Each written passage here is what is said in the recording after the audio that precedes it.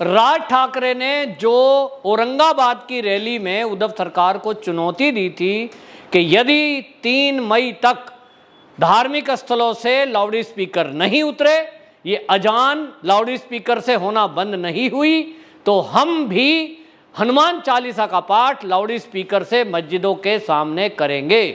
और उन्होंने ये भी चेतावनी दी थी कि ये कोई धार्मिक मुद्दा नहीं है, ये सामाजिक मुद्दा है, क्योंकि लोगों को इससे दिक्कत होती है। और वहीं उन्होंने शरद पवार को घेरा था और शरद पवार को यह कहा था कि उनको इस मसले से कोई लेना देना नहीं है, क्योंकि वो तो नास्तिक हैं। यानी जो नास्तिक है उसको ना हनुमान चालीसा कुछ लेना है, ना उसे अजान से कुछ लेना है, वो केवल विवाद पैदा करवाने वाला व्यक्ति है, ऐसा कहना था राज ठाकरे का। अब इसको लेकर जहां ये देखा जा रहा था कि 15,000 कार्यकर्ताओं के खिलाफ केस दर्ज किया गया है महाराष्ट्र की पुलिस के द्वारा, 100 लोगों को नोटिस जारी हुआ है, मुंबई छोड़ने की बात कही गई है, और कई धाराओं में राज ठाकरे के विरुद्ध एफआईआर की गई है।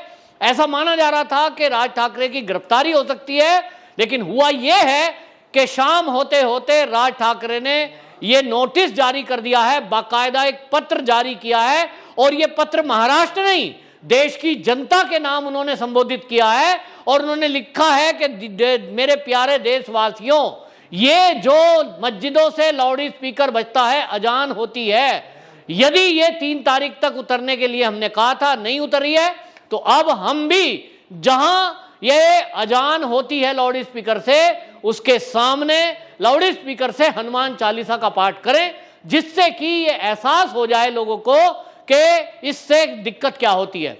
असल में उन्होंने एक उदाहरण दिया था कि मेरा एक मुस्लिम पत्रकार मित्र है, उसने भी कहा कि मस्जिद से जब अजान होती है, सारी मस्जिदों से एक साथ अजान होती है, उसका छोटा बच्चा पढ़ नहीं पाता, सो नहीं पाता, दिक्कत होती है। और इसलिए उन्होंने जिक्र किया था, मैं किसी के धर्म के विरुद्ध नहीं हूं, मैं कानून की बात करता हूं, और यह पत्र में उन्होंने इंगित किया है। राज ठाकरे ने बकायदा अपने लेटर पैड पर देशवासियों के नाम एक पत्र लिखा है, और उस पत्र में सुप्रीम कोर्ट के कानून का हवाला देते हुए कहा है कि सुप्रीम कोर्ट ने जब यह कहा कि एक 45 डेसिबल से ज्यादा की आवाज में कोई भी लाउड स्पीकर ना बजे, उसमें सुप्रीम कोर्ट ने यह भी कहा कि धार्मिक स्थलों को आजादी है, उनके उत्साह अगर कोई है, जैसे कि अभी ईद आई है, इसी तरह हिंदुओं के त्योहार आते हैं, इस पर आप लाउड स्पीकर का इस्तेमाल कर सकते हैं, उसके लिए पुलिस से परमिशन लेनी होगी, परमिशन नहीं है तो चलाने की अनुमति नहीं है। ये सब बातें लेटर में लिखी है राज ठाकरे ने, और देश को संबोधित करते हुए जो पत्र लिखा है, इसमें वाकई में यदि आप पढ़ेंगे तो एक तरह से ये नजर आएगा कि वो कानून का पालन करने के लिए ही देशवासियों को कह रहे हैं। लेकिन दूसरी तरफ उन्होंने उद्धव सरकार को एक चुनौती दे डाली खुलेआम, और मैं इसको कहूंगा कि ये खुलेआम चुनौती है, वो डर नहीं रहे।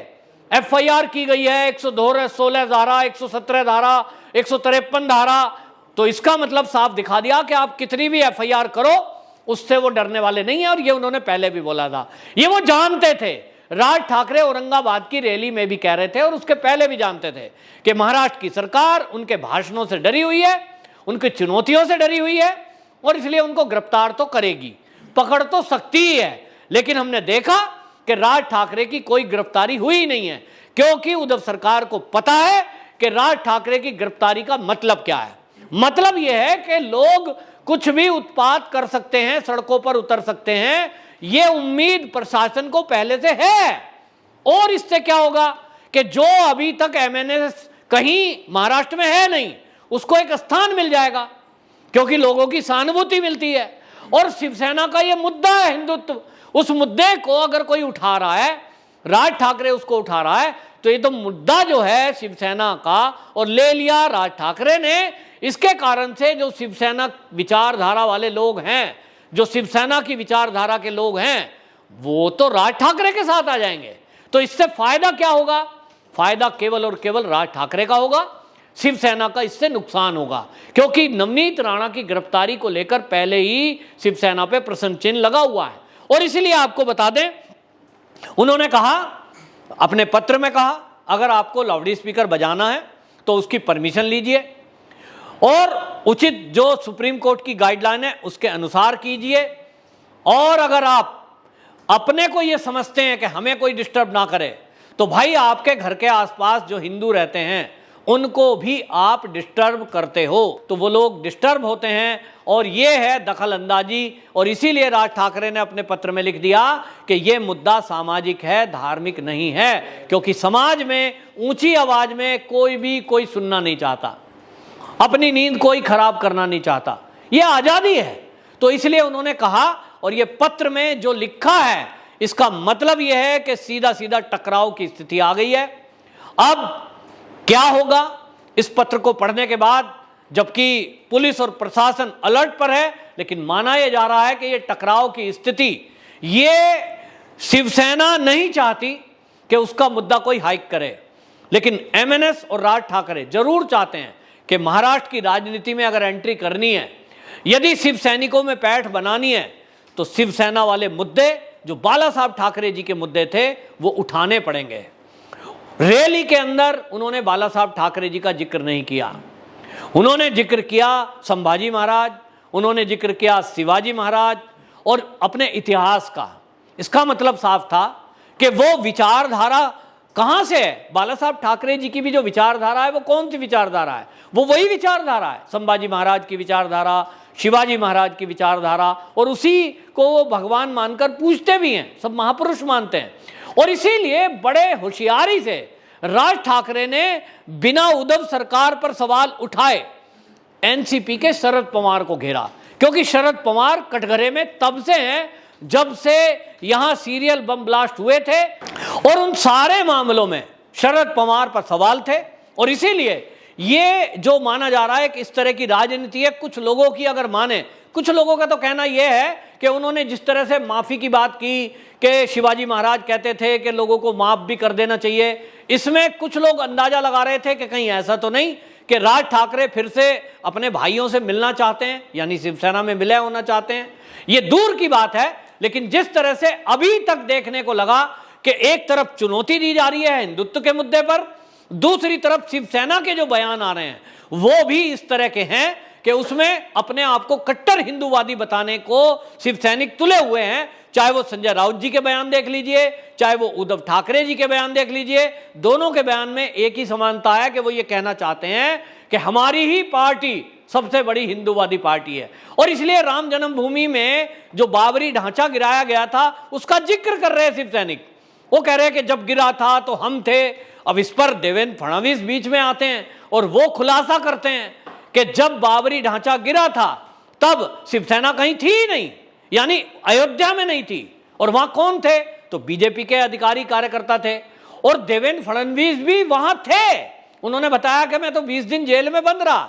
यानी महाराष्ट्र की राजनीति में बड़ा हिंदू कौन, कट्टर हिंदू कौन, ये दिखाने की बताने की होड़ मची हुई है। और इसके पीछे का एक कारण है बीएमसी का आने वाला चुनाव।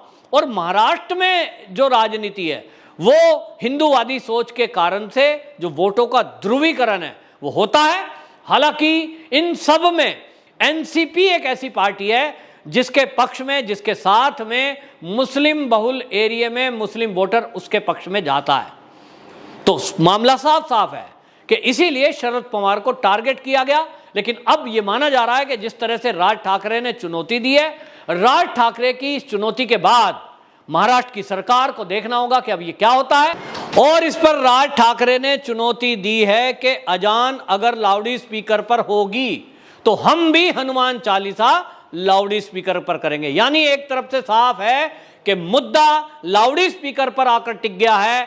और राज ठाकरे ने यह भी स्पष्ट किया है अपने पत्र में भी और रैली में भी कि हम किसी के धर्म के विरुद्ध नहीं है, हम किसी पूजा पद्धति के विरुद्ध नहीं है, हम अजान के विरुद्ध नहीं है, हम हैं अवैध लाउड स्पीकर के विरुद्ध। अब हमने उत्तर प्रदेश में भी देखा कि जिस तरह से सुप्रीम कोर्ट की गाइडलाइन थी उसको देखते हुए मंदिर हो, मस्जिद हो या गुरुद्वारा, सब पर यह इंप्लीमेंट कराया गया कि आप अपना पूजा पद्धति करिए, बिना लाउड स्पीकर के करिए या जो तय मानक हैं उसके अंतर्गत करिए। और यही राज ठाकरे ने अपने पत्र में सरकार को घेरते हुए चुनौती दी है कि या तो 4 तारीख हो गई है, 4 तारीख में बिना लाउड स्पीकर के धार्मिक स्थलों में पूजा पाठ हो, अजान हो, और अगर ये लाउड स्पीकर से हुई तो हम इस लाउड स्पीकर का जवाब लाउड स्पीकर से देंगे।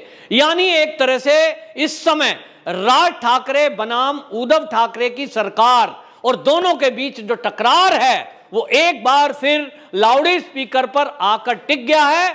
और यहां अब देखना होगा कि क्या वो लाउड स्पीकर की आवाज कम होती है या इस पर हनुमान चालीसा बजाने में, हनुमान चालीसा का पाठ करने में राज ठाकरे कामयाब हो पाते हैं।